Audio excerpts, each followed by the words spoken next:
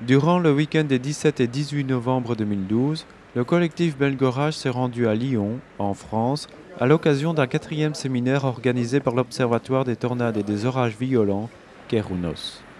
De même qu'en 2010, la réunion s'est réalisée au 32e étage de la tour Pardieu, octroyant ainsi un superbe panorama aux passionnés d'orages rassemblés. À la manière des années précédentes, le séminaire proposa des exposés aussi variés que passionnants, où l'on put mesurer un souci du détail bien présent. Parmi ceux-ci, notre collectif réalisa une présentation qui se consacra à l'épisode supercellulaire du 10 septembre 2011, ayant sévi au nord-ouest de la Belgique. Exposé que nous vous proposons de revivre dans son intégralité. Eh bien, bonjour à tous. Nous, on va vous présenter la supercellule du 10 septembre 2011 qui a été assez particulière en Belgique parce qu'il a fallu pas mal de paramètres et parfois certains très locaux pour qu'elle puisse se développer et nous offrir les structures qu'elle nous a offertes. On a eu de la chance de l'avoir en fait parce qu'on n'était pas spécialement en mode track. On a eu une saison 2011 assez riche. Et donc nous, dans notre tête, c'était aller une petite dernière pour la route, mais c'était pas, on n'attendait pas spécialement une supercellule, en tout cas ça non. Donc Robert va directement vous expliquer les différents paramètres et le contexte météorologique de cette date-là. Et ben voilà, bonjour à tous. Bon, je vous explique en gros la situation atmosphérique qui a prévalu en cette journée-là. Alors, je dirais au départ que c'était une situation qui avait l'air assez classique, qui d'ailleurs ressemble assez aux situations d'été qu'on vient de nous expliquer pour les tornades, qui sont parfois vraies pour les supercellules aussi. Donc, on avait un creux à l'ouest, on avait une remontée d'air chaud et la présence d'un jet stream, enfin, pour être plus précis, d'une branche de jet stream qui passait près de la Belgique. Et alors, comme ça arrive souvent quand les remontées chaudes, c'est qu'on a ce qu'on appelle l'inversion couvercle, qui ce jour-là se situait entre 1000 et 1500 mètres. Alors, pour gagner un petit détail en plus, en fait, on se trouvait dans le secteur ouvert d'une perturbation, donc un secteur chaud assez important. Et c'est à l'intérieur de ce secteur chaud que, comme ça arrive souvent, il y a une ligne de convergence qui s'est formée à la suite d'une mésodépression, en fin de compte, pas tellement développée. Alors, ceci était en partie lié à la saison. Il était quand même déjà en 10 septembre, donc c'est vrai qu'il faisait chaud, mais que peut-être certains phénomènes ne prenaient pas tout à fait comme il fallait. Donc, comme vous voyez sur cette carte-là, en fait, cette zone de convergence est un tout petit peu diffuse. Alors, on a une température assez chaude à l'avant. Bon, on est en 10 septembre, il ne faut pas l'oublier. À l'arrière, l'air s'est quand même fortement réchauffé en s'approchant de la convergence, ce qui fait qu'il n'y a pas une énorme différence à l'avant et à l'arrière de ces lignes de convergence. Comme vous voyez, 29, 28 degrés, 30, 31 à l'avant. Et le cisaillement du vent n'était pas tellement important non plus sur la majeure partie de la France, quoi. Ce qui fait que dans bien des cas, l'inversion n'a pas pu être percée, quoi. Ici, on remonte maintenant en Belgique. Donc, on voit que sur cette carte de France, mais il faut un peu se concentrer sur ce qui se passe au nord. Donc, on a cette ligne de convergence qu'on voit qui arrive vers les départements du nord. On constate en Belgique une formation de cumulus humilis, surtout sur l'ouest du pays, qui est arrêtée net par l'inversion. Et au-dessus, un peu en cas classique, on a des autocumulus qui prennent des formes castellanus, flocus et tout ça. Et là-dedans, il y a des cumulonimbus à base élevée qui se forment, mais qui gagnent des virgas, pas de précipitation. Et surtout, ce qu'on voit, c'est une séparation nette entre l'air instable qui se trouve en dessous de l'inversion et l'air instable qui se trouve au-dessus, mais une inversion qui ne parvient pas à être percée dans la plupart des endroits. Ce qui est d'ailleurs vrai en France ce jour-là aussi. Alors voici une image de ce qu'on pouvait voir en Belgique. Donc on voit même des mammatus se former, mais tout ça, ça a une base fort élevée et il n'y a pas de précipitation qui atteigne le sol. Mais pendant ce temps-là, il y aura un endroit qui fera exception à la règle. Donc, en fait, une banque qui se situe grosso modo à 30 km de la côte belge, le long de laquelle une supercellule va se former et prendre un caractère assez violent, où on observe classiquement le nuage mûr, il y a les averses de grêle, il y a les précipitations, donc le plus haut mesuré dans la zone était 40 mm, mais 40 mm tombés sur peu de temps. Et voilà. Et alors, on s'est demandé pourquoi là et nulle part ailleurs. Alors ici, on voit une carte maintenant un peu plus précise de la Belgique et du nord de la France. Et on constate que vous voyez là, peut-être tout à fait au bord, vous voyez Boulogne-sur-Mer, il y a la brise de mer qui se lève. En fait, la brise de mer, au départ, est classique. Donc, c'est la différence entre la température de la mer et l'intérieur des terres qui va faire se lever cette brise de mer. Mais vous allez voir la dia suivante que c'est en fait la ligne de convergence qui va arriver. Voilà, vous voyez le front de brise de mer et en dessous, on voit la ligne de convergence. Et c'est en fait ce basculement de vent général de basse-coast du sud vers le sud-ouest qui va favoriser cette brise de mer et surtout, elle va se renforcer puisque le front de brise de mer aura des rafales de 30-40 km/h, parfois même un peu plus, quoi. Alors, cette ligne de convergence progresse et la brise de mer va en quelque part suivre cette ligne de convergence. Et puis, ce qui est intéressant, c'est voir la configuration de la côte, parce que ça va jouer un rôle assez important. Et vous voyez que les vents soufflent d'ouest, alors que les vents soufflent de sud-ouest de façon générale derrière la ligne de convergence. Donc, on a une tripartition des vents qui commence petit à petit à se mettre en place. Et puis, pour les régions géographiques, cette brise de mer qui va dépasser ce front, cette ligne de convergence, et on peut suivre la côte belge. Et alors, on arrive à un point où les trois courants se rencontrent. Donc, on a un courant qui souffle d'ouest et qui amène directement l'air frais, enfin, avec basse-couche tout au moins. On a l'air du sud-ouest à l'arrière de la ligne de convergence et l'air du sud. Et c'est à la rencontre des trois que les cisaillements vont être suffisants pour qu'il y ait une cheminée d'ascendance qui se fasse à cet endroit-là. Donc, le cumulonimbus se forme plus ou moins à Hazebrouck dans le département du Nord. Et comme toute énergie convective disponible va se concentrer à cet endroit-là, et ben, la formation du cumulonimbus va devenir rapidement explosive. Alors voilà, on va voir que ce cumulonimbus va, dans les images suivantes, progressivement. Et bien voilà, vous voyez le sommet ici. Donc, et bien une animation qui montre la rapidité, le côté explosif de la formation de cette cellule.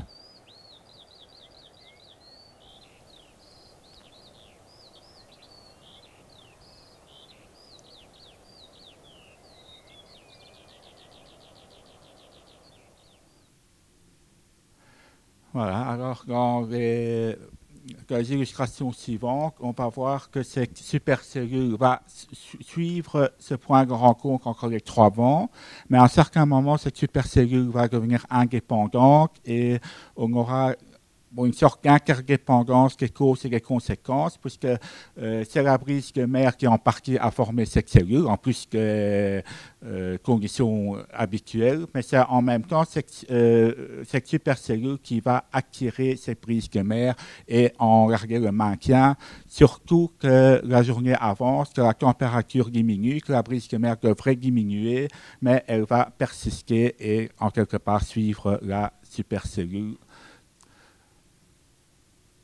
Donc, voilà. Et ici, en pointillé, le front de brise de mer qui, petit à petit, diminue puisque la différence de température diminue suite au refroidissement diurne du sol, quoi. Mais voilà, maintenant, elle a dépassé la Belgique. Et je vais passer la parole à Mike, qui a été sur le terrain et qui va vous expliquer ce qui s'est passé sur le terrain. Merci Robert. Alors, pour cette track, nous étions situés en fait ici, dans l'extrême nord-est de la zone à risque, pour deux raisons. Simplement, pour des raisons pratiques, dans la Flandre belge, c'est l'un des points où le paysage est plus dégagé et surtout le moins parasité par des pylônes électriques ou des choses de ce genre-là. Et aussi puisqu'étant à l'arrière de la zone, on s'attendait aussi à pouvoir recevoir les orages éventuels dans leur phase de maturation, bien sûr toujours avec un risque qu'ils se dissipent au préalable. Voici le ciel que l'on pouvait observer vers 18 heures. Donc on voit, comme Robert l'a mentionné, des cieux d'altitude assez bien chargés, mais malgré la présence de la supercellule déjà à l'horizon, on ne se doutait pas du tout de sa présence en tant que telle pour plusieurs raisons, parce qu'il y avait bien un risque supercellulaire, ça on le savait, mais avant qu'une supercellule ne se forme, il faut quand même pas mal de paramètres, et encore en plus, pour qu'elle daigne à se déplacer d'elle-même sur notre point de vue, on s'est dit qu'il fallait quand même une sacrée dose de chance. Alors ici, vers 19h30, on pouvait voir la cellule se rapprocher de manière significative, mais encore à ce moment-là, on entendait, on ne se disait pas encore qu'on faisait face à une supercellule même. Pire encore, on était en train de se dire qu'ici, un peu plus au loin, on était en train d'observer un Arcus particulièrement bien structuré. Et nous, qui étions donc un petit peu trop au nord, étions limite en train de râler en se disant, mince, il y a une superbe structure qui va passer probablement au-dessus de notre position. Et on va probablement recevoir que les faibles précipitations qui sont occupées à commencer à s'exercer ici sur notre droite. En fait, on pensait réellement qu'il y avait une cellule monocellulaire classique puissante qui était en train donc d'être en pleine phase de maturation ici au sud et qu'un système multicellulaire associé était en train de naître justement sur son flanc, probablement dû au rechassement des précipitations, des choses de ce genre-là. Alors qu'ici, on peut très bien voir la bande d'afflux ici à avant. Ici, peut-être limite une queue de castor, mais on n'en est vraiment pas sûr. Et bien sûr, dans l'optique de faire une vidéo de fin de saison, je vais faire donc quelques plans d'ambiance de la cellule. Et sans réellement le savoir à ce moment-là, j'ai pointé la caméra juste vers les régions qui nous permettront d'identifier la cellule. Oui, ici, donc juste avant, on voit donc un plan rapproché de la colonne ascendante. Et on peut d'ailleurs déjà voir des signes de rotation ici présents. Et aussi une affluence de fractus vers la colonne ascendante. Alors. Donc ici, on voit une séquence vidéo. On voit très bien la rotation du système. J'insiste encore que le but premier, c'était de faire juste une illustration orageuse standard, tout à fait classique. À ce moment-là, on entendait beaucoup de grondements. Et on se disait déjà dans notre tête, il est fort probable qu'on aura affaire peut-être à un orage multicellulaire d'enfer, mais qui ne daignait pas à rentrer dans la phase de maturation. Alors c'est un peu plus tard. Vous voyez donc ici un courant descendant. Donc en fait le courant descendant de la supercellule qui était en train d'entrer en phase de maturation et qu'on prenait toujours pour les précipitations donc, du système multicellulaire attendu. On était en train de se dire, bon, peut-être qu'un Arcus va se former devant, peut-être que celui-ci va s'étendre. Et ce fut justement le cas ici, sauf qu'à ce moment-là, on commençait à voir la base de l'Arcus. Et quelque chose d'assez spécial s'est exercé, dans le sens qu'on voyait une absence de précipitation. Alors j'étais intéressé de pointer la caméra en cette direction. On voit vraiment une influence de fractus assez forte.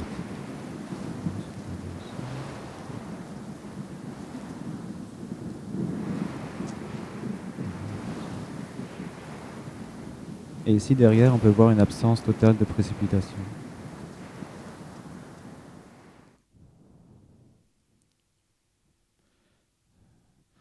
Alors, un petit peu plus tard, les choses commençaient à clairement se dessiner.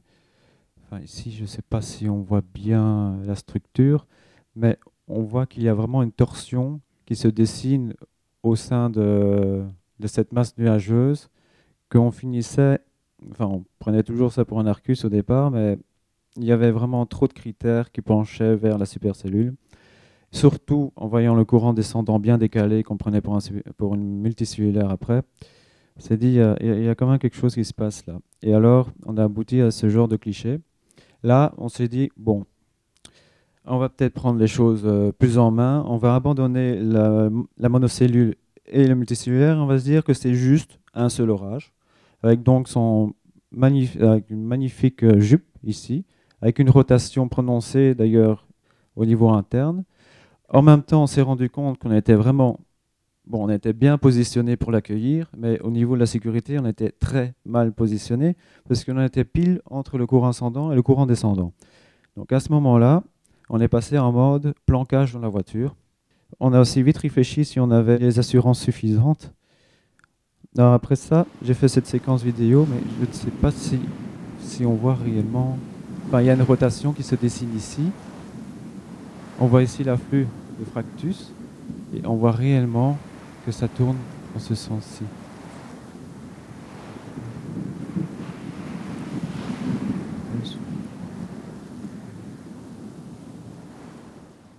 Alors, maintenant que Samina est consciente qu'on a affaire à une supercellule, elle est passée du mode simple en mode rafale. Et je vais la laisser donc vous expliquer la suite du déroulement. Donc, comme Mike disait, je suis passée effectivement du mode simple en mode rafale pour essayer de pouvoir faire un maximum de photos et pouvoir les analyser par la suite au point de vue structure. Et donc, je me suis concentrée dans un premier temps sur la jupe. Donc, on voit ici sur l'extrême gauche de la photo, on aperçoit déjà les stries qui prouvent bien qu'il y avait bien une belle rotation. Oui, je pense que c'était 1 minute plus tard, j'ai fait un panoramique de 8 photos, juste avant qu'elle n'arrive, où on voit bien la jupe bien développée, l'aspiration de Fractus qui est à l'arrière. Et en fait, à ce moment-là, elle n'arrêtait pas de flasher, donc on a une belle lumière et on voit bien la structure. Un plan rapproché de la jupe. En fait, à ce moment-là, j'ai commencé à prendre des photos toutes les minutes, plus ou moins, pour qu'on puisse apercevoir la vitesse à laquelle elle s'est développée. Donc assez tumultueux. Et à l'avant, de nouveau à l'extrême gauche, on voit parfaitement les stries qui dénotent une rotation. 1 minute plus tard, là on commence à apercevoir un beau rideau de pluie et ça commence à bien donner.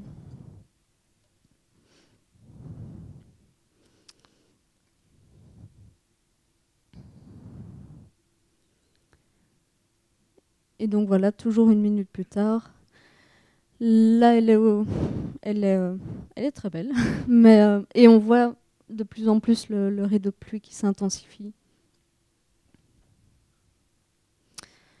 Après ça, Mike a fait un timelapse de la structure générale, où on voit bien sur la droite l'aspiration des fractus et la rotation générale. On voit aussi qu'elle n'arrête pas de flasher.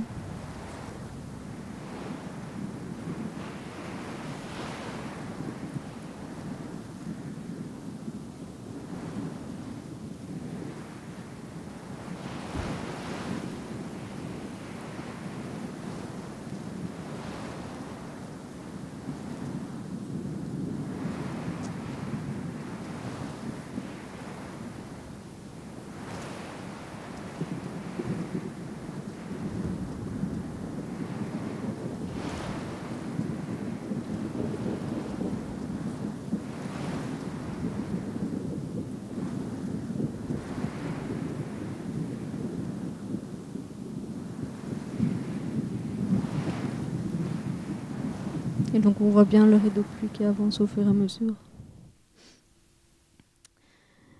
Donc là j'ai fait une photo après la première vague de précipitation qui est sur la gauche de la photo. Et on voit sur la droite de la photo la seconde vague qui va arriver. Donc on a eu un petit moment de répit juste pour reprendre un peu nos idées en place, pour remettre un peu nos idées en place. Et juste après ça, j'ai fait une seconde photo. Donc vous voyez les arbres qui sont au fond, et là on les voit plus. Donc ça c'est la seconde vague. Et c'est lors de la seconde vague qu'on a vraiment eu droit à une petite grêle. Hein. c'était pas énorme, mais par contre le village juste, enfin un peu plus loin, a eu un peu avant, pardon, 1 kilomètre avant a eu une bonne grêle, plus grosse. Donc ça c'est le timelapse, enfin un découpage de la vague de précipitations qu'on a eu. On n'était pas vraiment préparé à ça, mais on a fait avec.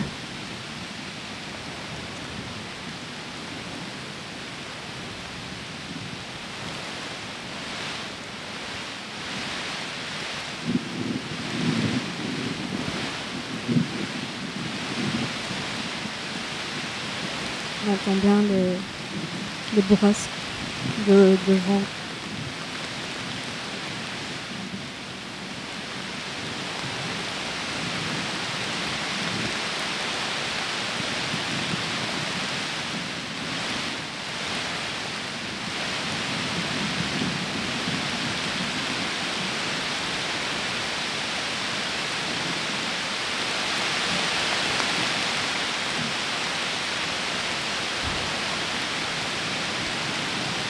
Donc là, la petite grêle qu'on a eue, qui faisait quand même mal, mais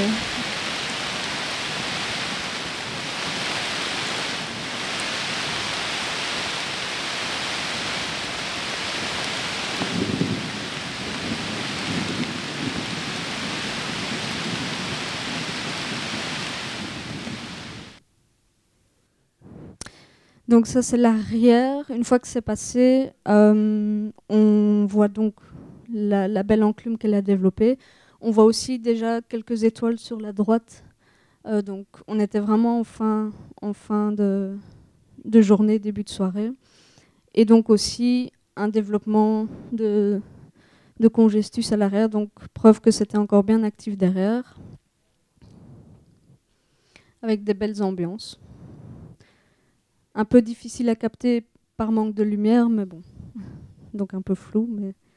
Donc on avait la lune sur la droite qui éclairait l'enclume, et le fait qu'elle flashait tout le temps, ça suffisait pour pouvoir capter encore un peu de l'ambiance.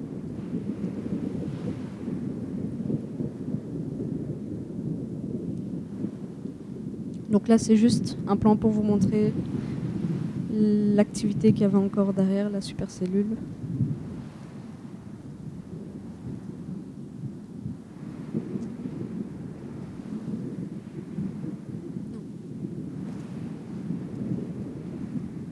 Elle faisait surtout des intra,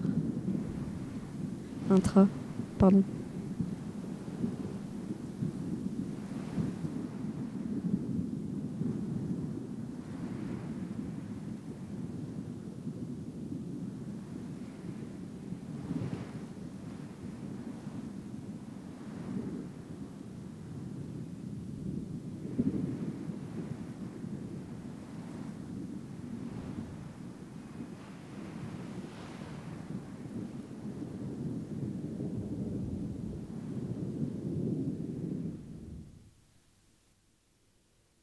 Donc encore une photo de l'ambiance qu'il y avait à l'arrière.